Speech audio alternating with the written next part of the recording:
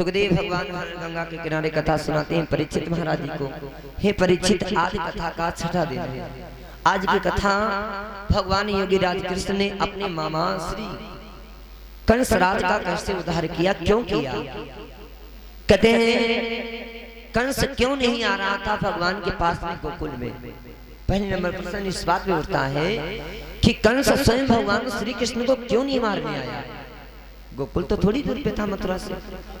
कहते हैं क्यों नहीं आया, क्योंकि यमुना के पार अगर कंस आता तो नारी बन जाता, इसीलिए यमुना के पार में कंस नहीं आता था। एक धोबिनी का ऐसा श्राप लगाता कंस को, अगर जिस दिन ये यमुना के पार आया गोकुल में, उसी दिन ये नारी बन जाएगा। कंस इसी वास्ते से भगवान श्री के पास में गोकुल नहीं आया, राक्षसों को भेजवाता रहा, लेकिन स्वयं नहीं भगवान को मारने आया। अब कथा कहते हैं कंस वध की कथा आप लोग सुने और देखें। बड़ी एक दिन की बात है, भोजराज कंस अपने दरबार में विराजमान है।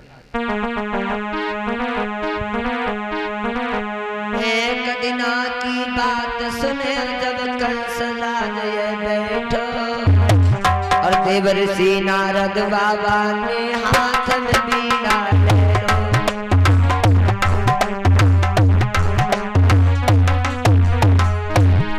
एक दिन कंस बड़ा चिंतित है, राजमंत्री दरबार में विराजमान है। उसी समय देवर्षि नारद बाबा स्वर्ग लोक से चले हैं, हाथ में बीड़ा लिया बाबा नारद ने, और चले हैं भोजराज कंस के यहाँ मथुरा नगर के। अरे हाथ में बीड़ा ले लो बाबा कंसा के ढिंगलावे। अरे कंस राज ने देखो बाबा शरण में सिरुनावे।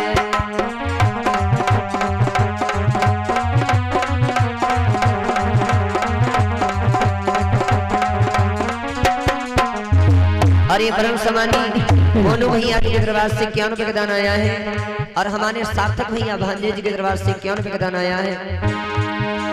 अरे आओ बैठो आसन में, क्या इच्छा नाथ तुम्हारी।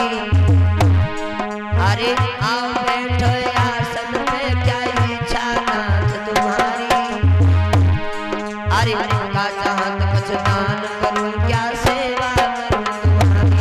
अरे का चाहत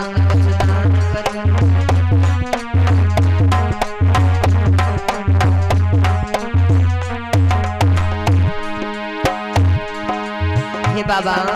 कंसराज ने बाबा के चरणों में प्रणाम किया। अरे संत शिरोमणि द्वार के कभी किसी के न जाते। अब निश भैया, अरे संत शिरोमणि द्वार के कभी किसी के न जाते। अरे होती है शुभ घड़ी सत्य की अरे होती है शुभ घड़ी सत्य की।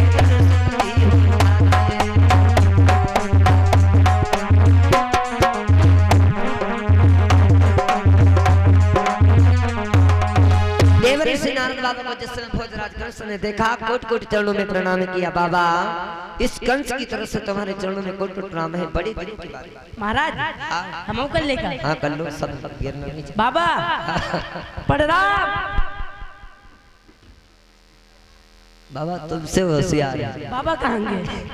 अरे बाबा, ओ बाबा, अरे जाओ गड़बड़ है।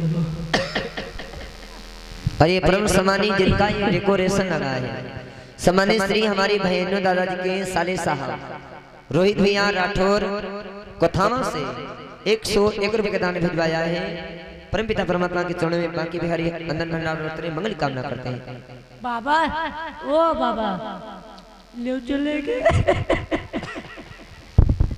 राज राज राज भैया क्यों रो रहे हो? आए बाबा चले गए। तो क्या किया जाए? तुम पे कुछ चलवाया जाएगा? हम पर हाथ ही चढ़ाई दो। क्या हाथ ही चढ़ाई दो। क्यों बाबा तो तेरी नजरों के सामने खड़े, देख इधर। बाबा तुम यहाँ खड़े हो, और हम कहाँ चले गए थे? कहीं नहीं गए थे, कुर्सी पर बैठे रहा। आसन तुमने तो फेंक दिया है। कौन कहा दे फेंक दे? बैठा लो, बैठो। आप बैठो आराम, please sit down. Bhojraj Kansa से देवर्षि नारद बाबा कहने लगे, हे कंस, मैं जब भी कभी पहले आया करता था तो तुम्हारे चेहरे पे इतनी उदासी नहीं हुआ करती थी, लेकिन जब आज आया हूँ तो तुम्हारे चेहरे पे उदासी का कारण हमें बताओगे? इनकी टीवी है। हमने तुमसे पूछा नहीं, हम कहीं महाराज बताओ नहीं।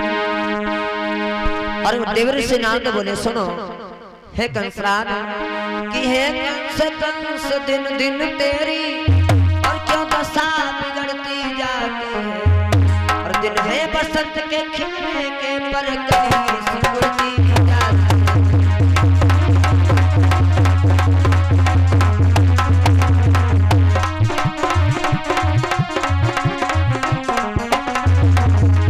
हे भोजराज कंस, संताव है कावरे दुश्मन की तो धावा करके हराया कंस, अरे अंदर से कचरो अवनीश से तबाह कराया।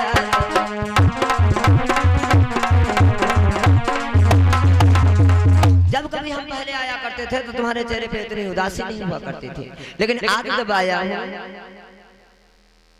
और कुछ दानदाताओं की सूची है। परम सम्मानीय हमारे जयचंद्र दादाजी राठौर परिवार से इनके घर से सादर 50 रुपए का दान है। भगवान हमेशा इनका घर परिवार हमेशा खुशहाल बना रहे, मंगल कामना करते हैं।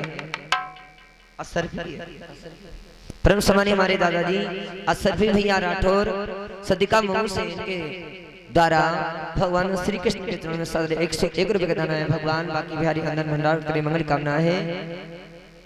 और ब्रेसुर भैया राठौर सतिका मऊ से इनके दरबार से सादर 50 रुपए का दान आया है। परमपिता परमात्मा इनके घर में अंदर भंडार करे, मंगल कामना है। कितनी? लालजी भैया राठौर भीठा से 91 रुपए का दान भिजवाया, राम जी के पकड़ करे, मंगल कामना है। और राम मूर्ति भैया रोहा पार से इनके दरबार से 11 रुपए का दान आया। भगवान इनके हर मनोकामना पूर्ण करे, मंगल कामना करते हैं।